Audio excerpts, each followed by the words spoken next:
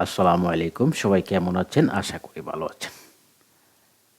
হ্যাঁ বন্ধুরা, আপনারা জেনে খুশি হবেন যে আজ থেকে আমরা মাইক্রোসফট ওয়ার্ড এর আমরা একটি বেসিক কোর্স শুরু করতে যাচ্ছি এবং আস্তে আস্তে আমরা বেসিক কোর্সটি শেষ করার পর আমরা মাইক্রোসফট ওয়ার্ডের অ্যাডভান্স লেভেলের কিছু আলোচনা করব। আশা করি আপনি এই কোর্স থেকে মাইক্রোসফট ওয়ার্ড সম্পর্কে ডিটেলস ধারণা পেয়ে যাবেন। তাই চলুন বন্ধুরা, আমরা শুরু করি আমাদের মূল বিষয়টি। প্রথম প্রশ্ন হলো, মাইক্রোসফট ওয়ার্ড সফটওয়্যারটি আমি কোথায় পাবো?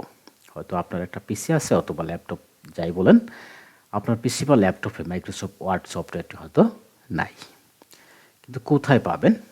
বর্তমানে ইন্টারনেট থেকে খুব সহজেই কিন্তু আমরা এই সফটওয়্যারটি ডাউনলোড করে নিতে পারি এবং বিভিন্ন কম্পিউটারের দোকান থেকেও কিন্তু এটা আমরা নিয়ে নিতে পারি।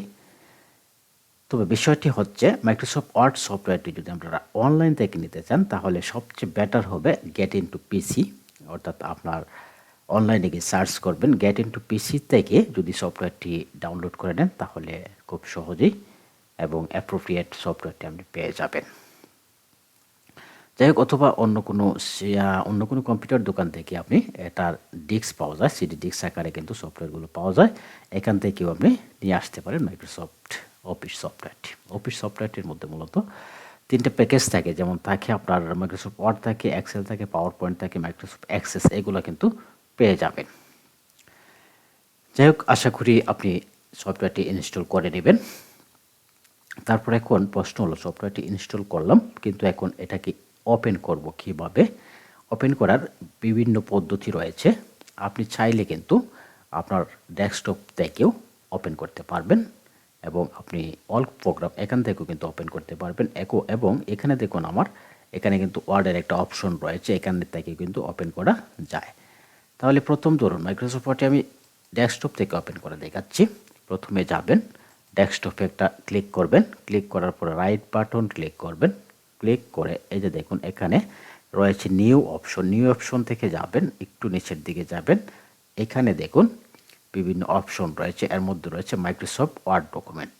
এখানে যদি ক্লিক করি আমি একটা, দেখুন আমার এখানে কিন্তু একটি হোল্ডার ক্রিয়েট হয়ে গেছে অটোমেটিক। এই হোল্ডারে যদি আমরা ডাবল ক্লিক করি, মাউসের লেফট বাটনে যদি ডাবল ক্লিক করি তাহলে কিন্তু এটা ওপেন হয়ে যাবে। পরবর্তী আরেকটি সিস্টেম হলো, এখান থেকে অর্থাৎ স্টার্ট বাটন থেকে কম্পিউটারের ডেস্কটপের একদম বাম পাশে কোনায় দেখবেন একটা চার কোণা একটা বাটন রয়েছে। এই বাটনে যদি আমরা ক্লিক করি তাহলে দেখুন একটা ক্লিক করলাম আমি, এখানে ক্লিক করার পরে এখানে কিছু প্রোগ্রাম দেখুন চলে আসছে। এখান থেকে যদি আপনি নিচের দিকে একটু ড্রাগ করে যান, আপনার এখানে যদি সরাসরি এগুলো না আসে তাহলে এখানে কিন্তু অল অ্যাপস নামে একটা প্রোগ্রাম চলে আসবে, এখানে অল অ্যাপসে ক্লিক করবেন, তারপরে কিন্তু এগুলো চলে আসবে। এখান থেকে আমরা চলে যাব একটু নিচের দিকে ডাক করে চলে যাব, এই যে দেখুন এখানে মাইক্রোসফট অফিস নামক মাইক্রোসফট অফিস নামে একটা অপশন এখানে রয়েছে। আমার এটা মাইক্রোসফট অফিস 2013। এখানে একটা ক্লিক করার পর দেখুন আরও কিছু অপশন এখানে চলে আসছে। এখান থেকে আপনি একটু নিচের দিকে ডাক করে যাবেন, ডাক করে যাওয়ার পর দেখুন এখানে কিন্তু ওয়ার্ডের অপশনটি রয়েছে, এখানে যদি একটি ক্লিক করেন তাহলে কিন্তু ওপেন হয়ে যাবে। দেখুন আমি একটা ক্লিক করে দিলাম, অটোমেটিক দেখুন আমার এখানে কিন্তু ওপেন হয়ে গেল। ওপেন হওয়ার পর দেখুন এখানে একটা ব্ল্যাঙ্ক ডকুমেন্ট রয়েছে আর ওইদিকে বেশ কিছু অপশন রয়েছে। যাই হোক, এটা আমরা একটু পরে আলোচনা করছি। আমি এটাকে ক্লোজ করে দিলাম। আমি অন্য আর কিভাবে এটাকে ওপেন করা যায় আমি দেখাচ্ছি। আমি কিন্তু এটাকে টাস্ক বারে রেখে দিয়েছি। টাস্ক বারে কীভাবে রাখবেন এটা তো দেখাইতেই হয়, তাহলে চলুন টাস্ক বারে কীভাবে রাখবো। আবার আমি স্টার্ট বাটনে চলে যাব, স্টার্ট বাটনে চলে যাওয়ার পর আবার আমি চলে যাব ওই প্রোগ্রামটিতে, আগে এখানে মাইক্রোসফট অফিসে, তারপরে চলে যাব মাইক্রোসফট ওয়ার্ডে। মাইক্রোসফট ওয়ার্ডে যাওয়ার পর কীভাবে আপনি এটাকে টাস্ক বারে নিয়ে আসবেন। মাইক্রোসফট ওয়ার্ড কোথায় গেল? মাইক্রোসফট ওয়ার্ডে যে অফিস থেকে তারপরে মাইক্রোসফট ওয়ার্ডে যাব, আমরা মাইক্রোসফট ওয়ার্ডে যাব। এই যে দেখুন এই মাইক্রোসফট ওয়ার্ডে কার্সারটা এখানে থাকা অবস্থাটাতে ক্লিক করা যাবে না, ক্লিক না করে অর্থাৎ লেফট বাটনে ক্লিক করা যাবে না। লেফট বাটন ক্লিক করলে কিন্তু এটা সরাসরি ওপেন হয়ে যাবে। লেফট বাটনে ক্লিক না করে আমরা রাইট বাটন, মাউসের রাইট বাটনে একটা ক্লিক করব। দেখুন আমি একটা রাইট বাটনে কিন্তু একটা ক্লিক করলাম। ক্লিক করার পরে দেখুন এখানে কিন্তু মোর অপশন নামে একটা অপশন রয়েছে। মোর অপশনে ক্লিক করার পরে দেখুন এখানে আনপিন ফ্রম টাস্কবার, আপনার এখানে থাকবে পিন ফ্রম টাস্কবার। তাহলে শুধু পিন ফ্রম টাস্কবারে যদি ক্লিক করে দেন তাহলে কিন্তু এটা এখানে চলে আসবে। আর এখানে যখন চলে আসবে, চলে আসার পর এখানে শুধু এই ওয়ার্ড অপশনের উপরে একটা ক্লিক করবেন। একটা ক্লিক করলে কিন্তু এটা ওপেন হবে। এখন দেখুন আগের মতো সেম এটা ওপেন, এইরকম একটা উইন্ডো চলে আসছে। প্রথমে একটা ব্ল্যাঙ্ক ডকুমেন্ট রয়েছে, তারপরে দেখুন বেশ কিছু ডিজাইনেবল কিছু পেজ কিন্তু এখানে চলে আসছে। এই ডিজাইনেবল পেজগুলো কী এবং এগুলোর কাজ কী, এটা আমি বাই দা বাই আলোচনা করব। আজকে আমি যেহেতু প্রথম ওরিয়েন্টেশন ক্লাস, তাহলে আমি আজকে ব্ল্যাঙ্ক ডকুমেন্টটা ওপেন করছি। ব্ল্যাঙ্ক ডকুমেন্টটা আমি ওপেন করলাম। এখন আরেকটি বিষয় হলো, হয়তো আপনি ভাবছেন যে আমি কোন উইন্ডোজ থেকে বিষয়টি আমি দেখাচ্ছি।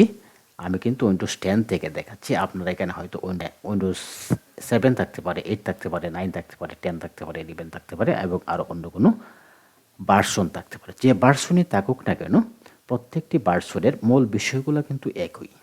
আপডেট ভার্সনগুলোতে হয় কি, নতুন নতুন কিছু ফিচার অ্যাড করা হয় এবং মূল ভার্সনগুলো ঠিক থাকে।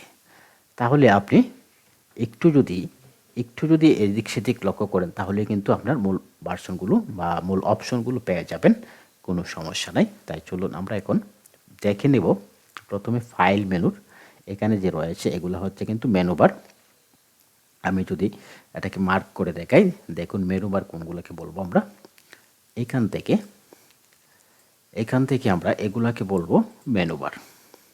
এই যে দেখুন এগুলো কিন্তু হলো মেনু বার। এই যে লাইনটা রয়েছে এটা মেনু বার। তারপরে এই প্রত্যেকটা মেনুর অধীনেই কিন্তু বেশ কিছু সাব মেনু রয়েছে। তাই চলুন আমরা একটি করে দেখার চেষ্টা করি। প্রথমে আমরা যদি ফাইল অপশনে যাই তাহলে দেখুন এখানে রয়েছে নিউ রয়েছে, ইনফো রয়েছে, তারপরে open, save S, print, share, export, close, account এবং অপশনস। এগুলার কোনটার কী কাজ। আমি যদি এখন নতুন আরেকটি পেজ যদি নিতে চাই তাহলে ফাইলে যাব। ফাইলে যাওয়ার পরে নিউতে ক্লিক করব। নিউতে ক্লিক করার পরে দেখুন আবার কিন্তু ওইটা চলে আসছে। আবার যদি ব্ল্যাঙ্ক ডকুমেন্টে ক্লিক করি তাহলে কিন্তু আবার আরেকটি পেজ কিন্তু আরেকটি উইন্ডো কিন্তু এখানে চলে আসছে। এই দেখুন এখানে দুইটা উইন্ডো কিন্তু এখানে চলে আসছে। আমি একটাকে ক্লোজ করে দিলাম। এই হলো নিউ অপশনের কাজ। তারপরে এখান থেকে ফাইল থেকে যদি আমরা ওপেনে যাই, ওপেনে আমরা একটু পরে দেবো সেভ কীভাবে করব, সেভটা দেখে নিই। এখান থেকে কিন্তু আপনি ফাইলটা সেভ করে নিতে পারবেন। আমি যদি সেভ অপশনে ক্লিক করি দেখুন আরেকটি ডায়লগ বক্স চলে আসছে। এখানে মূলত এটা কি, এটা মূলত এখানে বলা হচ্ছে আপনি যে ফাইলটাকে সেভ করতে চাচ্ছেন, তো ফাইলটি আপনার কোন লোকেশনে রাখবেন। এখানে মূলত আপনার ফাইলটির লোকেশন দিতে বলা হচ্ছে। তো এখানে লোকেশন দিতে বলা হচ্ছে, এখানে আপনি কি অন ড্রাইভে রাখবেন না কম্পিউটারে রাখবেন। কম্পিউটারে যদি রাখতে চান তাহলে কোথায় রাখবেন, ডেস্কটপে রাখবেন নাকি ডকুমেন্টে রাখবেন নাকি অন্য কোথাও রাখবেন, ডাউনলোডে রাখবেন না অন্য কোনো ড্রাইভে আপনি রাখতে চান। তাহলে সাধারণত আমি ডকুমেন্টে রাখবো। তাহলে ডকুমেন্টকে সিলেক্ট করে দেবেন, ডকুমেন্টের উপরে একটা ক্লিক করবেন। তাহলে দেখুন আমি একটা ক্লিক করে দিলাম। ক্লিক করে দেওয়ার পরে আরেকটি ডায়লগস বক্স এখানে চলে আসলো। এখন এখানে দেখেন ফাইল নেমের ঘরে আপনি যে নামে ফাইলটিকে সেভ করবেন এখানে একটা নাম লিখে দিবেন। সাপোজ আমি লিখবো এখানে, আমি লিখলাম ফার্স্ট ক্লাস। আমি লিখব ফার্স্ট ক্লাস লেখার পর আর কোনো কাজ এখানে আপনার নাই। জাস্ট আপনি সেভ বাটন একটা ক্লিক করে দেবেন অথবা কিবোর্ড থেকে এন্টার বাটন হিট করলেও চলবে।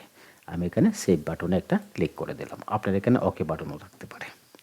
আমার ফাইলটি কিন্তু সেভ হয়ে গেল। কীভাবে বুঝবো ফাইলটি সেভ হয়ে গেল, দেখুন এখানে দেখুন এখানে কিন্তু নামটি আমার চলে আসছে ফার্স্ট নেম। এখানে যদি নাম থাকে তাহলে বুঝবেন ফাইলটি সেভ হয়েছে, যদি নামটি না আসে তাহলে বুঝবেন ফাইলটা সেভ করা নাই। তাই আমরা ফাইলটা সেভ করা দেখে নিলাম। ফাইলটা সেভ করার পরে দেখুন আরেকটা কাজ যেটা করব, এখন আমরা এই ফাইলটা কিভাবে ওপেন করব।